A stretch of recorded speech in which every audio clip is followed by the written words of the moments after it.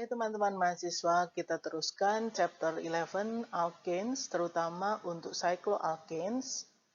Dan seperti kita bicarakan kemarin, ketika mempelajari senyawa organik, maka ritmenya selalu ada 4 bagian. Yang pertama definisi, yang kedua tata nama, yang ketiga profil atau sifat-sifat, bisa sifat kimia dan sifat fisikanya.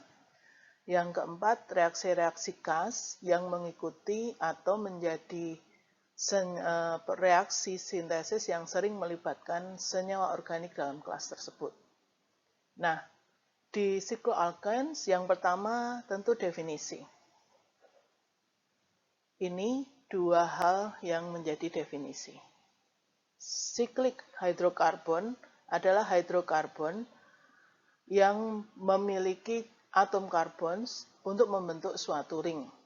Makanya dinamakan siklik. Sementara itu, yang dinamakan dengan cycloalkane berarti siklik hidrokarbon yang mempunyai atom karbon dan ringnya saturated atau karbonnya hanya ikatan tunggal. Karena definisinya alkane seperti itu ya, saturated hidrokarbon, kemudian ditambahin siklo ya berarti siklis. Ring size-nya bisa antara 3 sampai 30 karbon. Kalau 5 member atau 5 karbon kita namakan cyclopentane. 6 member kita namakan cyclohexane. Dan itu kedua hal itu cyclopentane dan cyclohexane itu yang paling banyak terdapat di alam. Mengapa? Nanti kita lihat kenapa paling banyak. Nah, selanjutnya tata nama. Ini hal kedua ya, setelah kalau sudah membahas definisi, kemudian membahas tata nama. Tata namanya pakai prefix cyclo. Kemudian diikuti dengan nama ringnya berdasarkan banyaknya atom karbon. Jadi, kalau atom karbonnya 5, cyclopentane. Kalau atom karbonnya 6, cyclohexane. Gitu ya. Di belakangnya nama alkennya dengan ENI, bahasa Inggris. Ingat, selalu pakai nama berbahasa Inggris supaya kalian terbiasa ketika membaca artikel dalam bahasa Inggris. Bagaimana kalau ada substituen? Kalau ada substituennya atau ada tempelannya seperti ini. Nah, tempelannya alkilnya dinamakan, apa nama alkilnya? Isopropil karena ada 1, 2, 3, ada 3C. Kemudian percabangannya ada di C nomor 2. Punya gugus metil di C nomor 2. Maka namanya pakai iso. Punya gugus metil di C nomor 2. Isopropyl cyclopentane. Dinamakan cyclo karena ada siklisnya, dinamakan pentane karena C dalam siklisnya ada 5. Demikian juga yang sebelahnya, dinamakan 1 butyl 4 methyl cyclohexane. Mengapa? Pertama, rantai utamanya tentu ini cyclohexane. Kemudian yang pertama ada gugus butil yang berupa C tersier, maka dinamakan tert butil. Ada di posisi nomor 1, tert butil. Metil ada di posisi nomor C4 dari cyclohexane. Maka dinamakan 4 metil. So the name would be 1/3 butyl 4 methyl cyclohexane. Berikutnya conformation. Nah, ini saya akan memakai model. Saya akan memakai model dengan model molekul seperti ini. Ini model molekul yang sama dengan gambar di PPT ini. C-nya ada 4. 1, 2, 3, 4. Kemudian kita belajar dulu definisinya conformation. Any three-dimensional arrangement of atoms in a molecule that results by rotation about a single atom. Jadi perlu diingat, senyawa juga bergerak secara dinamis dalam keadaannya sebagai senyawa. Jadi tidak statis ya. Gerak molekul itu ada rotasi, ada translasi, ada bergetarnya, ada rotasinya gitu ya. Jadi bukan hal yang kaku ini. Kalau kaku kita nggak pernah bisa mereaksikan suatu senyawa gitu ya. Nah, karena itu setiap molekul juga mencari posisi yang paling stabil dan less energy. Less energy itu lebih stabil ya dibandingkan kalau energinya tinggi. Nah, kita lihat pada contoh butana berikut ini, buten ya. C-nya ada 4. Ini C ini 1, 2, 3, 4. Kalau modelnya seperti yang gambar pertama,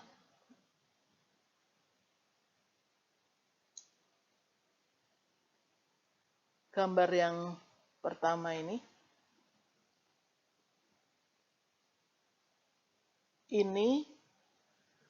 bentuknya akan seperti ini. Ya. Jadi antar H, antar C semuanya berjauhan. Ini yang dinamakan least crowded conformation.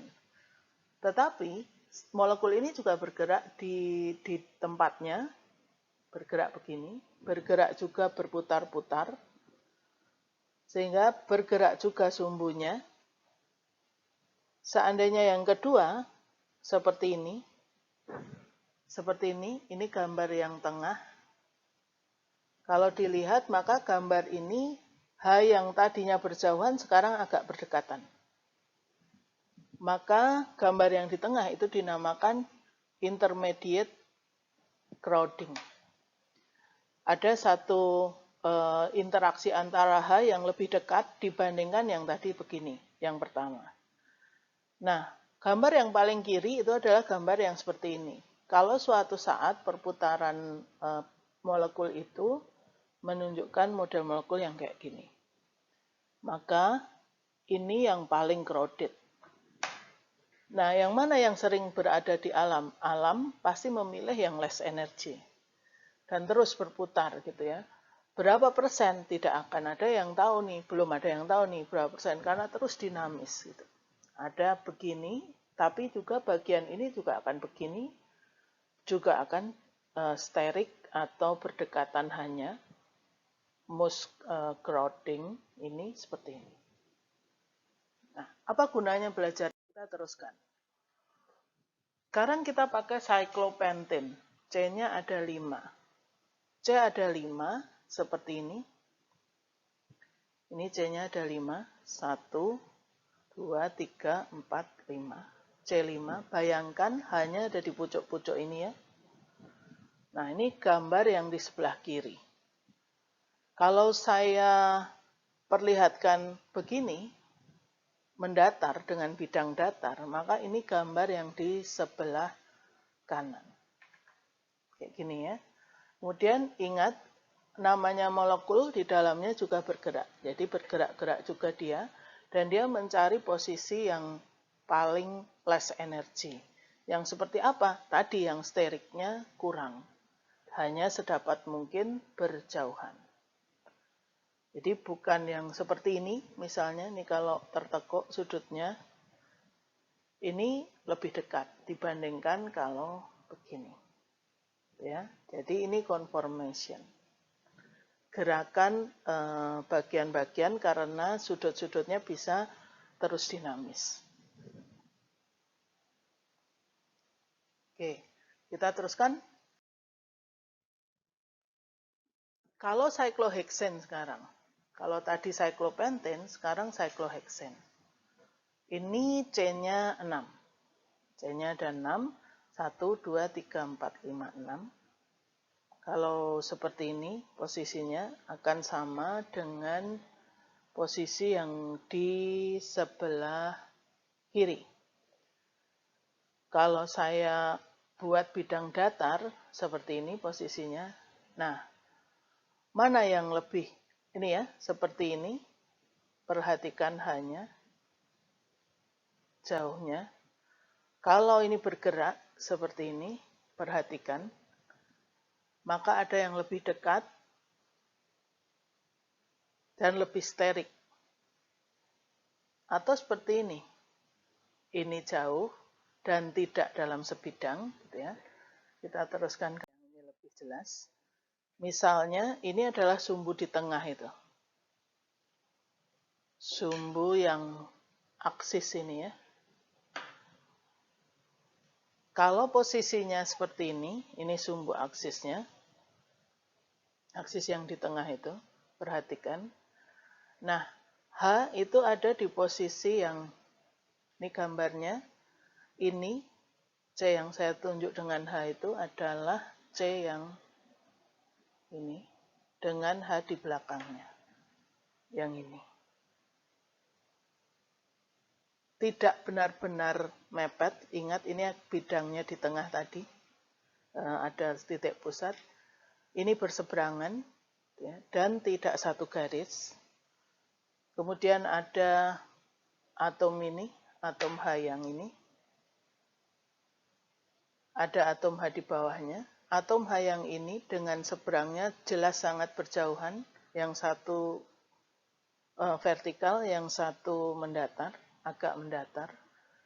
Kemudian kamu amati yang lain-lainnya juga seperti itu.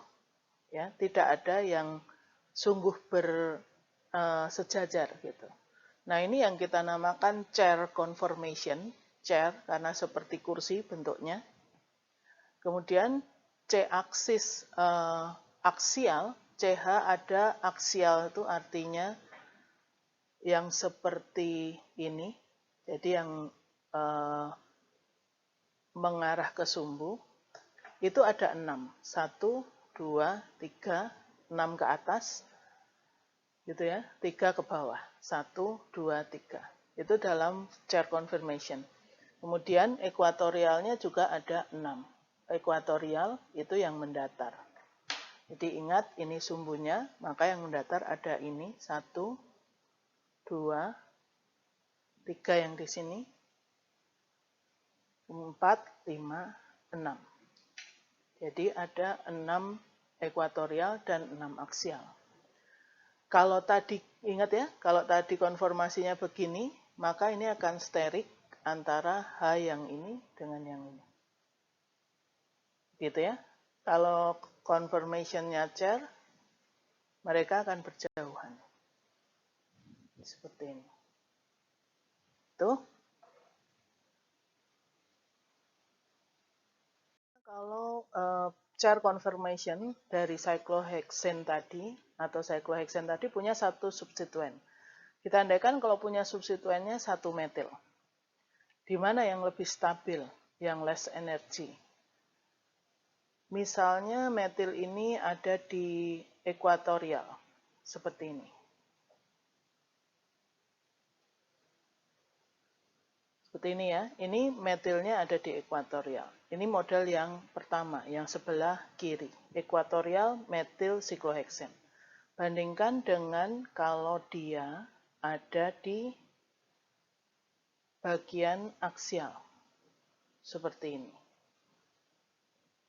Mana yang lebih less energy?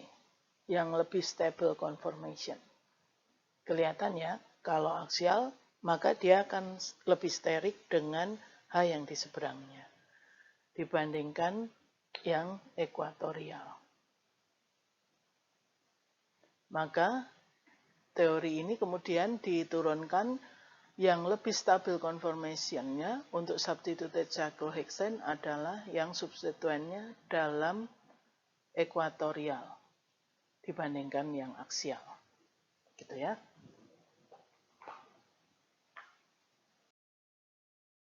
Nah, berikutnya sekarang kalau cis dan trans. Cis itu kita tahu ada di same side, ya, same side of the ring. Kalau kita punya dua substituen. Nah, dalam kasus ini kita lihat modelnya adalah dua substituen itu punya metil. Ini yang cis, metilnya ada di sisi yang sama. Kalau yang trans, metilnya ada di posisi yang berseberangan. Nah, model ini yang cis. Ya, kalau model trans maka metilnya ada di seberangnya. Ini C yang pertama, ini C yang kedua. Gitu ya.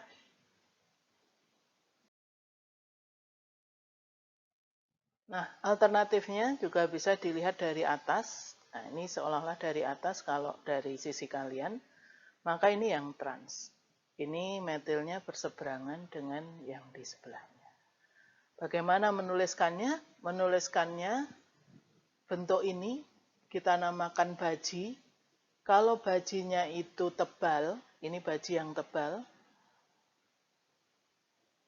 bold baji, itu dia artinya metilnya menuju ke arah kita. Menuju ke arah kita. Yang menuju ke arah kita digambar tebal. Seperti ini misalnya. Metil yang ini yang menuju ke saya, ini dalam posisi yang ini. Yang satunya, yang putus-putus, baji yang putus-putus, ini yang ke arah keluar dari posisi kita. Menjauhi kita.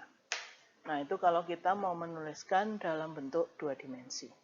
Demikian untuk bagian cycloalkanes, terutama yang berkaitan dengan conformation dan stereoisomer cis trans untuk cyclohexanes. Terima kasih.